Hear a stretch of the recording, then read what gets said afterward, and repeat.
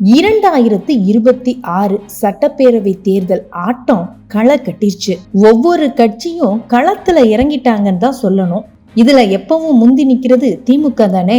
திமுகவுடைய தேர்தல் தயாரிப்புக்கான 12 பேர் குழுவை கனிமொழி தலைமையில அறிவிச்சிருக்கிறாங்க. கரூர் சம்பவத்துக்கு அப்புறமா முதல் பிரச்சாரத்தை ஈரோட்ல தொடங்குறாரு. நைனாரு டெல்லி போயிட்டு வந்திருக்காரு. ஆக வரிசையா நமக்கு கண்டென்ட் இருக்கு, சுவாரஸ்யங்களும் இருக்கு. முதலில் திமுகவிலிருந்து ஆரம்பிப்போம். திமுகவோட கூட்டணியை உறுதி செய்ய இப்போதான் காங்கிரஸ் உடைய ஐவர் குழு சிஎம் ஸ்டாலினை சந்திச்சது. நாங்களும் குழு போடுவோம், அப்போ தொகுதிகளை பத்தி பேசலான்னு அனுப்பி வச்சிட்டாரு சிஎம். திமுக தரப்புல தொகுதி பேச்சுவார்த்தை குழு அறிவிப்பு வரும்னு எதிர்பார்த்தப்ப தேர்தல் அறிக்கை தயாரிப்பு குழு அறிவிப்பு வந்திருக்கு. சரி, அப்ப எப்பதான் தொகுதிகளை பத்தி பேச குழு போட போறாங்களாம்? ஆனா அதற்கு முன்பே வேட்பாளர்கள் தேர்வுல ரொம்ப சீரியஸா இருக்கிறாராம் சிஎம்.